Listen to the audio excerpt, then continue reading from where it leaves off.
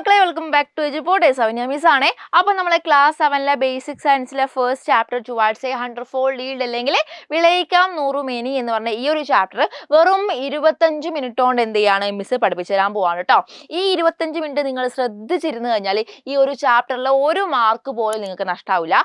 ഈ ഒരു ക്ലാസ് ഈ 25 മിനിറ്റിൽ മിസ് ഓരോരോ ക്വസ്റ്റ്യൻസ് ആയിട്ട് ഇവിടെ പറയുന്നതായിരിക്കും. ശ്രദ്ധിച്ച് കേൾക്കുക കേട്ടോ. കോൺസെപ്റ്റും പറയും, അതുപോലെ തന്നെ അതിൽ എങ്ങനെയാണ് ക്വസ്റ്റ്യൻസ് വരിക എന്നുള്ള കാര്യം പറഞ്ഞു തരും കേട്ടോ. പിന്നെ മറക്കണ്ട, ഇന്ന് ഓഗസ്റ്റ് 3 ഇന്നാണ് നിങ്ങൾക്ക് നമ്മുടെ ഓണം സ്പെഷ്യൽ സൂപ്പർ ബാച്ചിൽ ജോയിൻ ചെയ്യാനുള്ള ലാസ്റ്റ് ഡേറ്റ്.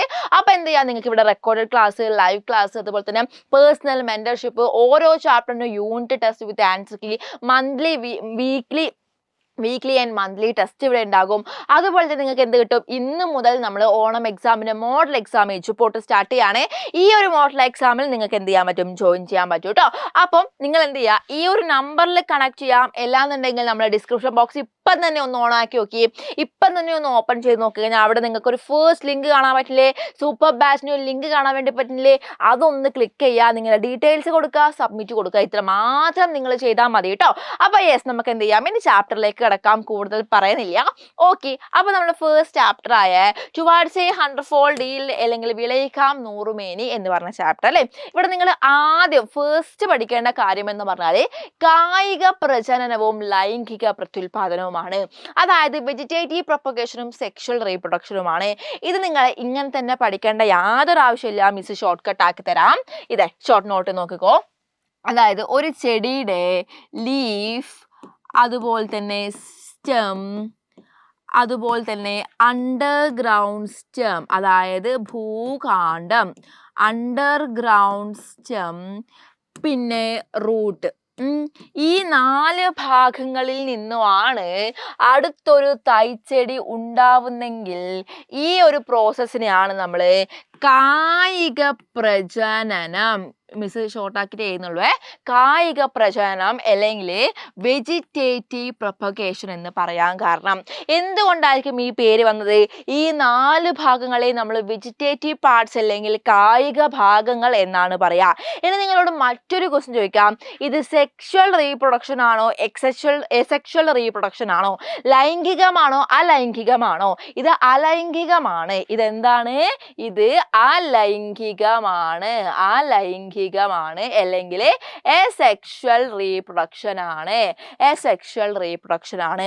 അങ്ങനെയാണെങ്കിൽ അടുത്തതായിട്ട് നിങ്ങൾ പഠിക്കാനുള്ളത്, അതായത് ഒരു ചെടി സീഡിൽ നിന്നോ അഥവാ ത്തിൽ നിന്നോ ആണ് ഉണ്ടാവുന്നെങ്കിൽ അതിനെയാണ് നമുക്ക് എന്ത്, ലൈംഗിക പ്രത്യുൽപാദനം അല്ലെങ്കിൽ സെക്ഷൽ റീപ്രൊഡക്ഷൻ എന്ന് പറയാൻ പറ്റുക. സെക്ഷൽ റീപ്രൊഡക്ഷൻ എന്ന് പറയാൻ പറ്റുക. ഇത്രയും പോയിന്റ്സ് ആണ് ടെക്സ്റ്റിൽ ഇങ്ങനെ വലിച്ചു വാരി കൊടുത്തിട്ടുള്ളത്. ഈ പോയിന്റ്സ് പഠിച്ചാൽ മതി, ഇതിങ്ങനെ നിങ്ങൾക്ക് എഴുതാൻ വേണ്ടി പറ്റും. ഓക്കെ, അടുത്തത് നിങ്ങൾ പഠിക്കാനുള്ളത് പതിവയ്ക്കൽ അഥവാ ലെയറിംഗ് ആണ്. ഈ പതിവയ്ക്കലിനെ തന്നെയാണ് എയർ ലെയറിംഗ് അല്ലെങ്കിൽ വായുവിൽ പതിവയ്ക്കൽ എന്നും പറയുന്നത്. നിങ്ങൾ ഇതിന്റെ സ്റ്റെപ്സ് പഠിക്കുക. സ്റ്റെപ്സ് നിങ്ങൾക്ക് ജംബിൾഡ് ഓർഡേഴ്സിലോ അല്ലെങ്കിൽ സ്റ്റെപ്സ് നിങ്ങളോട് എഴുതാനോ പറയാം. ഒരിക്കലും ടെക്സ്റ്റിലുള്ളത് ബൈ ഹാർട്ട് പഠിക്കാണ്ടിരിക്കുക, മനസ്സിലാക്കി പഠിച്ചാൽ മതി. ഒന്നാമത്തത് ഇങ്ങനൊരു ചെടി എടുക്കുക. എന്ത് ചെയ്യാം, ഇങ്ങനൊരു ചെടി എടുക്കുക. ഈ ചെടിയിൽ നിന്ന് ചെറിയൊരു പോർഷൻ ഇവിടെ ഒരു ഗ്യാപ്പ് ഇട്ട് കൊടുക്കുക. ആ പോർഷനിലേക്ക് കൗഡങ്, അതായത് ചാണകം, കൊക്കോപീറ്റ്, ചകിരിച്ചോറ്, മണ്ണ്, ഈ 3 മിക്സ് ചെയ്തിട്ട് ഇവിടെ ഇങ്ങനെ ഫില്ല് ചെയ്ത് കൊടുത്തിട്ട് ഒരു പോളിത്തീൻ കവർ വെച്ച് മെല്ലെ ഒന്ന് കെട്ടിക്കൊടുക്കുക. ഇതാണ് രണ്ടാമത്തെ സ്റ്റെപ്പ്. അത് കഴിഞ്ഞ് കഴിഞ്ഞാൽ കുറേ ദിവസം കഴിയുമ്പം ഇവിടെ നിങ്ങൾക്ക് റൂട്ട് വരുന്നതായിട്ട് കാണാം. ഇവിടെ കട്ട് ചെയ്യുന്നു, നമ്മൾ വേറൊരു തൈച്ചെടി ആക്കി മാറ്റുന്നു. ഇതാണ് നമ്മളെ 3ാമത്തെ സ്റ്റെപ്പ്.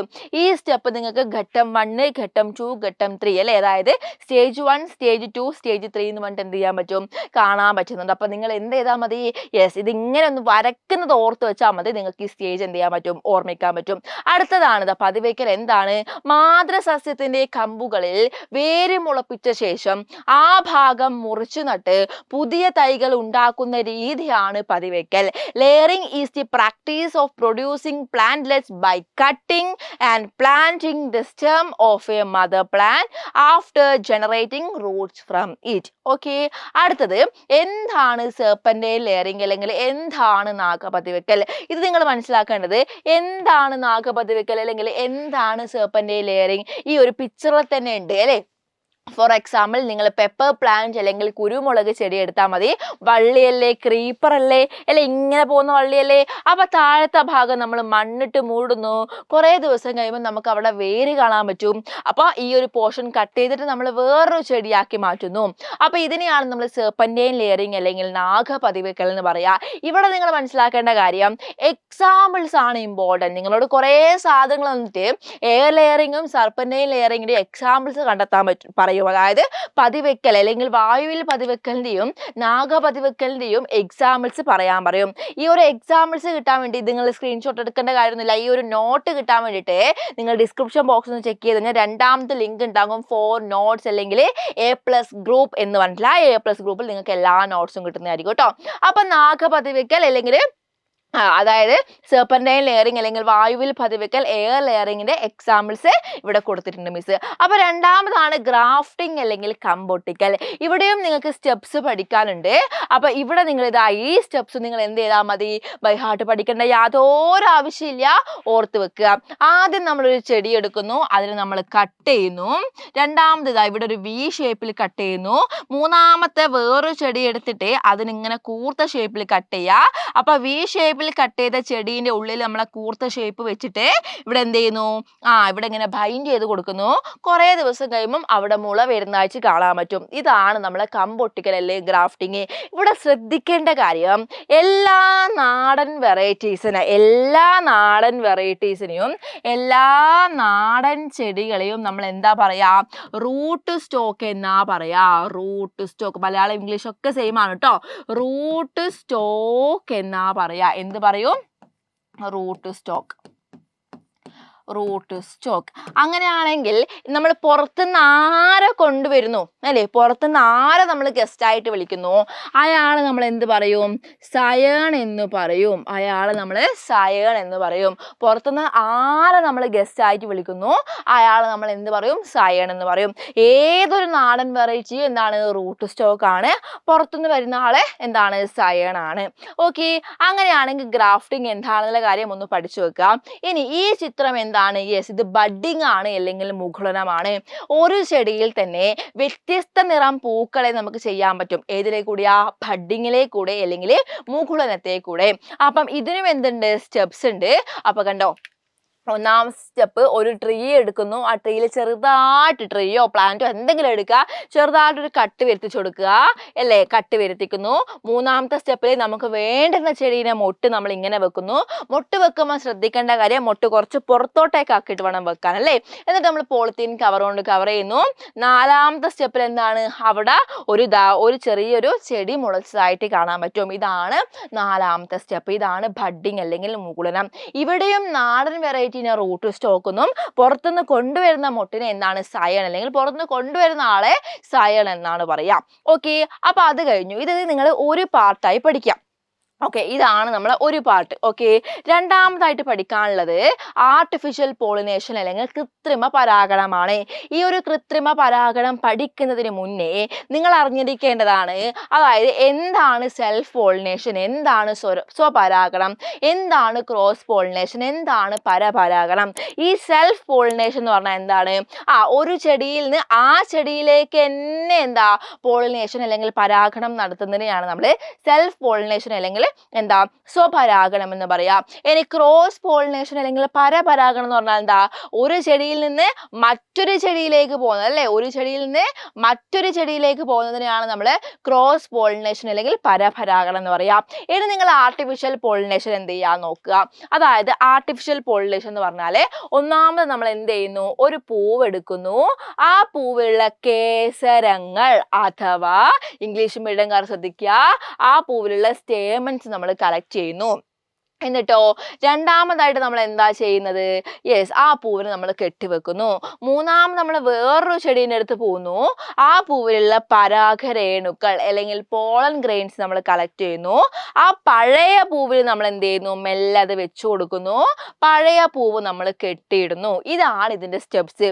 ഈ സ്റ്റെപ്സ് പഠിക്കുന്നതിനേക്കാളും കൂടുതൽ നിങ്ങൾ മനസ്സിലാക്കേണ്ടത് എന്തിനാണ് പോളിത്തീൻ കവർ വെച്ച് കെട്ടുന്നത് എന്നാണ്. എന്തിനാണ് പോളിത്തീൻ കവർ വെച്ച് കെട്ടുന്നത്, അതാണ് മിസ് മിസ് നേരത്തെ പറഞ്ഞ സ്വപരാഗണവും പരപരാഗണവും. അതായത് ഈ ഒരു കൃത്രിമ പരാഗണം നടക്കുന്ന സമയത്ത്, ഈ ഒരു ആർട്ടിഫിഷ്യൽ പോളിനേഷൻ നടക്കുന്ന സമയത്ത് അവിടെ എന്ത് നടക്കാൻ പാടില്ല? അവരായിട്ട് ഒരു പരാഗണവും ചെയ്യാൻ പാടില്ല. അവരായിട്ട് സ്വപരാഗണമോ അല്ലെങ്കിൽ പരപരാഗണമോ, അതായത് അവരായിട്ട് സെൽഫ് പോളിനേഷനോ അല്ലെങ്കിൽ ക്രോസ് പോളിനേഷനോ ചെയ്യാൻ വേണ്ടിയിട്ട് പാടില്ല. അതിന് വേണ്ടിയിട്ടാണ് നമ്മൾ പോളിത്തീൻ കവർ വെച്ചിട്ട് ഇത് കവർ ചെയ്യുന്നത്. ഓക്കെ, അങ്ങനെയാണെങ്കിൽ നിങ്ങൾക്ക് നെക്സ്റ്റ് പഠിക്കാനുള്ളത് ഹൈബ്രിഡൈസേഷൻ ആണ്. എന്താണ് ഹൈബ്രിഡൈസേഷൻ? അതായത് ഒരേ വർഗത്തിൽപ്പെട്ട ചെടിയും വ്യത്യസ്ത ഗുണമുള്ളതുമായ ചെടി. അതായത് മക്കളെ, ഇതാ ഡിഫറെന്റ് ക്വാളിറ്റീസും സെയിം സ്പീഷീസും, ഒരേ വർഗത്തിൽപ്പെട്ടതും വ്യത്യസ്ത ഗുണമുള്ളതുമായ ചെടീനെ ക്രോസ് ചെയ്യിപ്പിച്ചിട്ട് വിത്ത് ഉണ്ടാക്കുന്നതിനെയാണ് നമ്മൾ ഹൈബ്രിഡൈസേഷൻ എന്ന് പറയുക, അല്ലെങ്കിൽ വർഗസങ്കരണം എന്ന് പറയുക. അങ്ങനെ ഉണ്ടാകുന്ന വിത്തുകളെയാണ് നമ്മൾ ഹൈബ്രിഡ് സീഡ്സ് അല്ലെങ്കിൽ എന്ത് പറയാ, അതെ, സങ്കരയിനം വിത്തുകൾ എന്ന് പറയാ. അങ്ങനെയാണെങ്കിൽ നിങ്ങളോട് ചോദിക്കാൻ പോകുന്ന ക്വസ്റ്റ്യൻ ഇതാണ്. ഓരോരോ ഹൈബ്രിഡ് സീഡ്സും നിങ്ങളോട് ചോദിക്കാം. ഒന്നാമത് മുളകാണ്, ഉജ്ജ്വല, ജ്വാലാമുഖി. ഇംഗ്ലീഷ് മലയാളം ഒക്കെ സെയിം ആണ് കേട്ടോ. ദെൻ പയർ അല്ലെങ്കിൽ പി, എന്താ ജ്യോതിക, ഭാഗ്യലക്ഷ്മി. അടുത്ത നെല്ല് അല്ലെങ്കിൽ പേടി, പവിത്ര, അന്നപൂർണ. തെങ്ങ് എന്താ ചന്ദ്രലക്ഷ, ചന്ദ്രശങ്കര. വെണ്ട, സൽകീർത്തി, കിരൺ. ഇത്രയും സങ്കരയിനം വിത്തുകൾ നിങ്ങൾ ബൈ ഹാർട്ടോ കോഡോ എന്തോ ഉപയോഗിച്ച് പഠിച്ചു വെക്കുക. എന്തായാലും നിങ്ങൾക്ക് എന്താ ക്വസ്റ്റ്യൻ പേപ്പറിൽ കാണാൻ പറ്റുന്നതാണ് കേട്ടോ. എന്തായാലും ചോദിക്കും, നിങ്ങൾക്ക് ഫിൽ ഇൻ ദ ബ്ലാങ്ക്സ് ആയിരിക്കും, മാച്ച് ദി ഫോളോയിങ് ആയിരിക്കും, അല്ലെങ്കിൽ സെമി കോളൻ ആയിരിക്കും, അല്ലെങ്കിൽ ട്രൂ ഓൾ ഫോൾസ് ആയിരിക്കും, എന്തായാലും ചോദിച്ചിരിക്കും. ഓക്കെ, അങ്ങനെയാണെങ്കിൽ നെക്സ്റ്റ് നിങ്ങൾ പഠിക്കേണ്ട പോർഷൻ ആണ് കാർഷിക ഗവേഷണ കേന്ദ്രങ്ങൾ ഏതൊക്കെയാണ്, എവിടെയൊക്കെ സ്ഥിതി ചെയ്യുന്നു. ഒന്നാമത്തെ ആളാണ് കേരള കാർഷിക സർവകലാശാല അല്ലേ, അതായത് കേരള അഗ്രികൾച്ചർ റിസർച്ച് സെന്റർ. അതെവിടെയാണ്? തൃശ്ശൂരിലുള്ള മണ്ണുത്തിയാണ്. തൃശ്ശൂരിൽ നിന്ന് മാത്രം പഠിച്ചാൽ പോരാ, മണ്ണുത്തി എന്ന് ഓർമ്മ ഉണ്ടായിരിക്കണം. തൃശ്ശൂരിലുള്ള മണ്ണുത്തിയിലാണ്. അങ്ങനെയാണെങ്കിൽ രണ്ടാമതാണ് കേന്ദ്ര കിഴങ്ങുവിള ഗവേഷണ കേന്ദ്രം, central tube crops research centre. അതെവിടെയാണ്? അത് തിരുവനന്തപുരം ശ്രീകാര്യം. എവിടെയാണ്? തിരുവനന്തപുരം ശ്രീകാര്യം. അങ്ങനെയാണെങ്കിൽ മൂന്നാമതാണ് rubber research institute. Rubber research institute അതെവിടെയാണ്? കോട്ടയത്താണ്. എവിടെയാണ്? കോട്ടയത്താണ്. അങ്ങനെയാണെങ്കിൽ നാലാമതാണ് കേന്ദ്ര തോട്ടവിള ഗവേഷണ കേന്ദ്രം, കാസർഗോഡ് അല്ലെ, കാസർഗോഡാണ്. Central plantation crops research centres എവിടെയാണ്? കാസർഗോഡാണ്. അടുത്ത നിങ്ങൾ പഠിക്കാനുള്ളത് ഫെർട്ടിലൈസേഴ്സിനെ പറ്റിയാണ്. ഫെർട്ടിലൈസേഴ്സ് നിങ്ങൾക്കറിയാം രണ്ടായി തിരിക്കാൻ പറ്റും. ഓർഗാനിക് ഫെർട്ടിലൈസേഴ്സ്, അതായത് ജൈവ വളങ്ങളും രാസവളങ്ങൾ അല്ലെ, കെമിക്കൽ ഫെർട്ടിലൈസേഴ്സും. ഇതിൻ്റെ രണ്ടാൾക്കാരെയും വ്യത്യാസമാണ് നിങ്ങൾ പഠിക്കേണ്ടത്. രണ്ടാൾക്കാരെയും വ്യത്യാസം നിങ്ങൾ പഠിക്കണം. ഇത് ജൈവ വസ്തുക്കളിൽ നിന്ന് കിട്ടുന്നു, ഇത് രാസവസ്തുക്കളിൽ നിന്ന് കിട്ടുന്നു. ഇത് ഹാംഫുൾ അല്ല, ഇത് ഹാംഫുൾ ആണ്. അങ്ങനെ എന്ത് ചെയ്യണം? വ്യത്യാസങ്ങൾ വളരെ ക്ലിയർ ആയിട്ട് പഠിച്ചിരിക്കണം. വളരെ വളരെ ഇമ്പോർട്ടൻ്റ് ആണ്. അപ്പം നമുക്ക് നോക്കാം അല്ലേ. ജൈവ വളങ്ങൾ അതുപോലെ തന്നെ വളങ്ങൾ. ആദ്യം നമുക്ക് മലയാളം അറിയാം, പിന്നെ നമുക്ക് ഇംഗ്ലീഷിലേക്ക് പോവാം. ജൈവ വളങ്ങൾ എന്ന് പറഞ്ഞാൽ ജൈവ വസ്തുക്കളിൽ നിന്ന് ലഭിക്കുന്നു. ഇവിടെ എന്താണ്? രാസവസ്തുക്കളിൽ നിന്ന് ലഭിക്കുന്നു. കൂടുതൽ അളവിൽ വേണ്ടവരും ഇവിടെ കുറഞ്ഞ അളവിൽ മതി. ഇവിടെ മണ്ണിന് ദോഷകരമല്ല, ഇവിടെ മണ്ണിന് ദോഷകരമാണ്. ഇവിടെ ഒരു നിശ്ചിത ഘടകം മാത്രമായിട്ട് കിട്ടില്ല, ഇവിടെ എന്താണ്? ഒരു നിശ്ചിത ഘടകം മാത്രമായിട്ട് കിട്ടും അല്ലേ. Obtain from organic matter, obtain from chemical industry അല്ലേ. എന്താ? Need higher quantity, required in lesser quantity, not harmful to soil. ഇവിടെ ഹാംഫുൾ ടു സോയിൽ എഴുതിയാൽ മതി. Cannot be supplied as a single component. എന്താ? Can be supplied as per requirement. ഇത്രയും കാര്യങ്ങൾ ശ്രദ്ധിക്കുക. ഇതിന്റെ കുറച്ച് എക്സാമ്പിൾസ് ഓർത്തു വെക്കുക കേട്ടോ. ഇതെന്തായാലും പഠിക്കുക. ഡിഫറൻസിയേഷൻ എന്തായാലും ചോദിച്ചിരിക്കും, എക്സാമ്പിളും ഓർത്തു വെക്കുക. അതുപോലെ തന്നെ ഇമ്പോർട്ടൻ്റ് ആയ അടുത്ത കാര്യമാണ് പെസ്റ്റിസൈഡ്സ് അല്ലെങ്കിൽ കീടനാശിനികൾ. ഇവരെയും നമുക്ക് രണ്ടായി തിരിക്കാം. ഒന്നാമത്തെയാണ് ജൈവ നിയന്ത്രണം അല്ലെങ്കിൽ ബയോളജിക്കൽ കൺട്രോൾ. ഒന്നാമത്തെയാണ് ജൈവ നിയന്ത്രണം അല്ലെങ്കിൽ ബയോളജിക്കൽ കൺട്രോൾ. എന്തുകൊണ്ടാണ് ബയോളജിക്കൽ എന്ന് വന്നത്? പ്രകൃതിയിൽ നിന്ന് തന്നെ കുറെ ആൾക്കാർ നമുക്ക് തന്നിട്ടുണ്ട് അല്ലേ, ഈ കീടങ്ങളെയൊക്കെ തുരത്താൻ വേണ്ടിയിട്ട്. അപ്പോൾ ഒന്നാമത്തെ ആളാണ് ഇതുപോലത്തെ പ്രാണികൾ അല്ലെങ്കിൽ പാറ്റകൾ.